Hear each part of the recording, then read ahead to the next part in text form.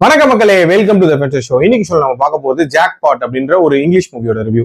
இந்த படம் பாத்தீங்கன்னா அமேசான் பிரைம் ஓடிடி ஆப்ல அவைலபிளா இருக்கு, தமிழ் டப்பிங்லயுமே அவைலபிளா இருக்கு. இந்த படத்துல ஜான் சீனா தான் லீட் கேரக்டர் பிளே பண்ணிருக்காரு. இந்த படம் ஒரு வியர்டான லாட்டரி ரூலை மையமா வச்சு அமைக்கப்பட்ட கதை அப்படின்னே சொல்லலாம். அதாவது 2030 வருஷம் கலிபோர்னியால ஒரு புது லாட்டரி ரூல் ஒன்று பாஸ் பண்றாங்க. அதாவது அந்த ஜாக்பாட் யார் அடிக்கிறாங்களோ அவங்க தான் வின்னர். ஆனா 24 மணி நேரத்துக்கு அப்புறம் தான் அவங்க வின்னரா இருப்பாங்க. அதுக்குள்ள அவங்களை யாராவது போட்டு தள்ளிட்டாங்கன்னா அவங்க தான் வின்னர் அப்படின்ற மாதிரியான ஒரு ரூல் இருக்கும். இதனால யார் வின் பண்றாங்களோ அவங்கள கொலை பண்றதுக்கு ஒரு ஊரே துரத்தி வரும் அப்படின்னே சொல்லலாம். சோ இந்த மாதிரியான ஒரு சூழ்நிலையில நம்ம படத்தோட ஹீரோயின் இன்ட்ரடியூஸ் பண்றாங்க. இவங்க ஒரு ஸ்ட்ரகிளிங் ஆக்ட்ரஸா இருக்காங்க. ஒரு ஆடிஷனுக்கு போகும்போது இவங்களுக்கு லாட்டரி விழுந்துருது. சோ இவங்களை கொலை பண்றதுக்கு ஊரே துரத்துது அப்படின்னே சொல்லலாம். ஒரு இக்கட்டான சூழ்நிலையில இவங்களுக்கு ஒரு ஹெல்ப் கிடைக்குது. அது யார்கிட்ட இருந்துன்னா ஜான் சீனா கிட்ட இருந்து. ஜான் சீனா இவங்களை காப்பாத்துறேன் அப்படின்ற மாதிரி ஒத்துக்கிறாரு.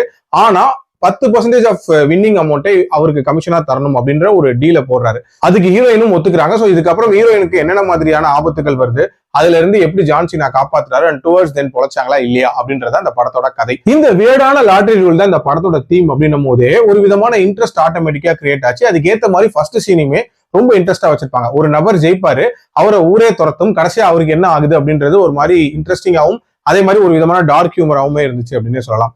அடுத்ததான் ஹீரோயின் தான் எப்படியும் வின் பண்ண போறாங்க அப்படின்றது தெரிஞ்சிடும்.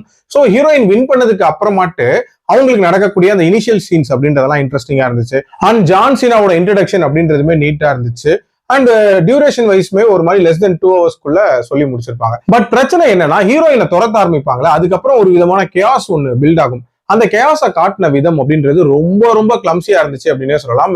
யாராவது ஏதாவது ஹீரோயினை பண்ணுவாங்களா அப்படின்னு பாத்தீங்கன்னா ஒண்ணுமே பண்ண மாட்டாங்க. சும்மா ஜஸ்ட் லைக் தட் துரத்துற மாதிரி காட்டுவாங்க. சரி, வில்லன் கேரக்டர் மாதிரி ஒருத்தர் வருவாரு. சோ அவர் ஏதோ பண்ண போறாரு அப்படின்னு பார்த்தா அவருமே ஒரு மாதிரி டம்மியான ரோல் மாதிரி தான் காட்டியிருப்பாங்க. அண்ட் இதுல ஹியூமர் அப்படின்றதுமே ரொம்ப ஃபோர்ஸ்ஃபுல்லா திணிச்ச மாதிரி தான் இருக்கும். ரொம்ப ப்ரெடிக்டபிளான ஒரு கதைக்களமா தான் இந்த கதை இருந்துச்சு அப்படின்னே சொல்லலாம். என்னோட ரேட்டிங் இந்த படத்துக்கு 2.3 out of 5. அடல்ட் கண்டென்ட்லாம் பெருசா இல்ல, பார்க்கணும்னா ஒன்ஸ் ட்ரை பண்ணி பாருங்க. மீண்டும் அடுத்த விமர்சனத்தில் சந்திக்கிறேன். நன்றி, வணக்கம்.